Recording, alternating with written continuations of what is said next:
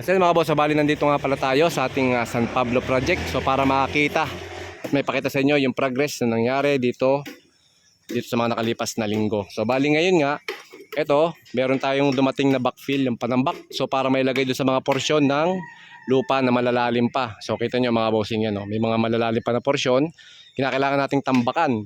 And then doon sa part na yun, sa may garahe naman, so kita nyo, ongoing yung preparation ng ating flooring. So tinatambakan, and then naayos yung level ng tambak para makuha natin or mamit natin yung tamang level ng lupa bago tayo mag-proceed ng bedding and then ng ating concrete pouring, pagbabakal.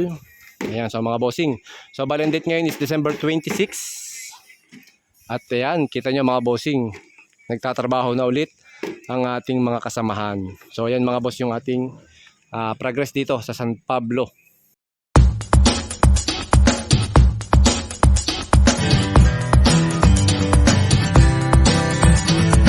At so yun mga bossing, so bali itong taas, so kita nyo, nakumpleto na natin yung slab nito. Meron tayo ditong terrace na part, then nasintadahan na. Ito, so malapit na to halos magpalitada. So ito nakita nyo mga boss, meron na tayong parapet wall sa taas. Ayan, so pinapalitadahan na rin yung loob.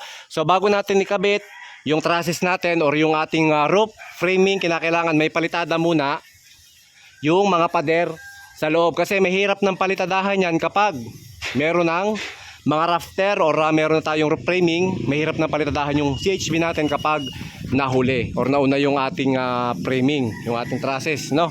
So ngayon, eto, bali tatapusin na lang natin yung mga pile ng CHB dito sa mga partition ng mga kwarto, CR, yan. And then after na matapos yung pile ng CHB natin, ready na tayong magpalitada.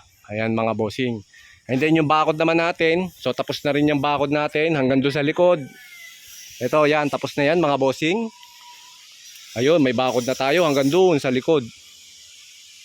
Ayan, so meron din tayo ditong ongoing na ginagawa sa baba. Ayan, so dito naman tayo sa parting ibaba. Ayan. Ayan, so itong ilalim naman, baklas na lahat ng forma nito. Pero iniwanan na lang din ng mga tukod na tubo. And then ang base jack para support pa rin kasi mabigat yung ibabaw. So nadadagdagan ng load and then para hindi naman mapuwersa yung ating structure, yung ating mga beams, slab, kailangan lagyan pa rin natin ng mga support na tukod. Okay, dun sa mga beams na part.